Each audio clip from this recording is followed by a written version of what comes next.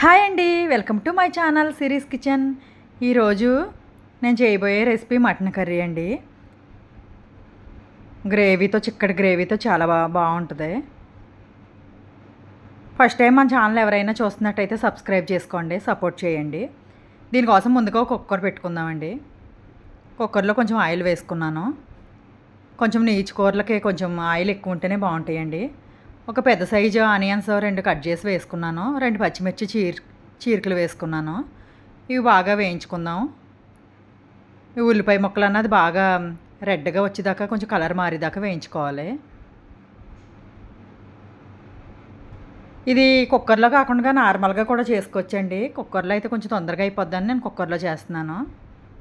చూడండి, ఇలాగా onions brown colour వచ్చేదాకా వేయించుకోవాలి. ఇలా వేగిన తర్వాత అల్లం వెల్లుల్లి పేస్ట్ వేసుకుందాం.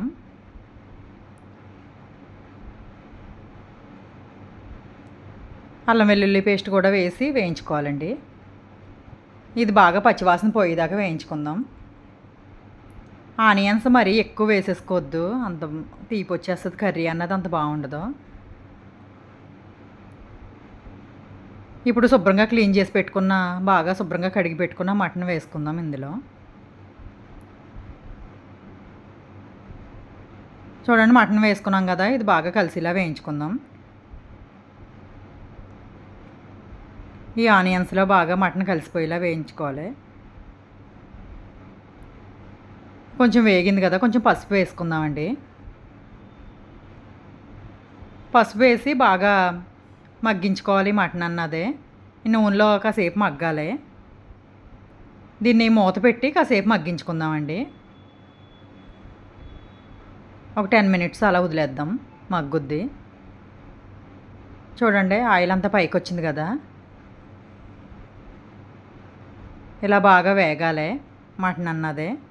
ఇలా బాగా వేయించుకోవడం వల్ల నీచు వాసన అన్నది ఉండదండి. మనం కుక్కర్లో పెడుతున్నాం కదా అనేసి వెంటనే వాటర్ పోసేసి మగ్గనివ్వకుండా చేసుకుంటే కూర అస్సలు బాగుండదు. బాగా మగ్గిన తర్వాతే వేసుకోవాలి. కుక్కర్ విజిల్ అన్నది పెట్టుకోవాలి. దీంట్లో సరిపడా కారం వేసుకుందాం. సరిపడా సాల్ట్ కూడా వేసేసుకుందామండి. కర్రీకి సరిపడగా అన్నీ వేసేసుకోవాలి. కొంచెం గరం మసాలా వేసుకుందామండి. ఇది ఇంట్లో తయారు చేసిన గరం మసాలా, నేను బయట వాడను, ఇంట్లోనే తయారు చేసుకుంటానండి. ధనియాల పొడి కానీ గరం మసాలా కానీ. కొంచెం గరం మసాలా వేసుకుని బాగా కలిపేసుకుందాం. ఈ కారం ఉప్పు మొత్తం ఈ ముక్కలకు పట్టేటట్టుగా బాగా కలుపుకొని మళ్ళీ ఒకసారి మూత పెట్టుకుందామండి. ఈ కారం స్మెల్ అన్నది పోయేదాకా ఒక 10 మినిట్స్ మూత పెట్టి మగ్గించుకుందాం. చూడండి, ఒక 10 మినిట్స్ తర్వాత మూత తీసి చూస్తే ఇలా ఉంటుంది కర్రీ అన్నది. చూడండి, ఇలా మగ్గింది కదా, ఆల్మోస్ట్ ఒక 50% వరకు మగ్గిపోవాలి. ఇప్పుడు ఒక గ్లాసుడు వాటర్ పోసుకుందాం. నేను కొంచెం వాటర్ ఎక్కువ పోస్తున్నానండి. కొంచెం నేను జొన్న రొట్టెల్లోకి చేసుకుంటున్నాను ఈ మటన్ కర్రీ అన్నదే, అందుకని కొంచెం పలచగా కావాలనేసి కొంచెం వాటర్ ఎక్కువ పోసుకున్నాను. మీరు రైస్లోకి కానీ చేసుకోవాలనుకుంటే కొంచెం వాటర్ తక్కువ పోసుకోండి. ఇప్పుడు విజిల్ పెట్టేసుకుందాం, కుక్కర్ మూత పెట్టేసి. ఇది ఒక 4 విజిల్స్ పెట్టుకోవాలండి. నేనైతే ఒక 4 విజిల్స్ పెట్టుకున్నాను.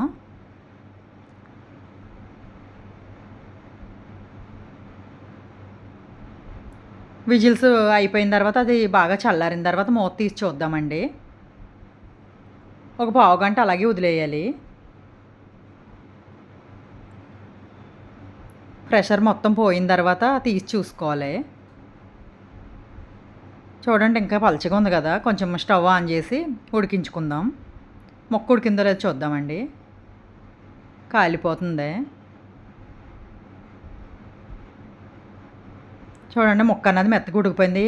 ముక్క కానీ మీకు ఉడకకపోతే ఇంకో 2 విజిల్లు పెట్టుకోండి. నాకు మెత్తగా సాఫ్ట్గా ఉడికిపోయింది. ఇది కొంచెం దగ్గరికి వచ్చేదాకా ఉడికించుకుంటే సరిపోతుందండి. కొంచెం కసూరి మేతి వేస్తున్నాను నేను, ఫ్లేవర్ అన్నది చాలా బాగుంటుంది.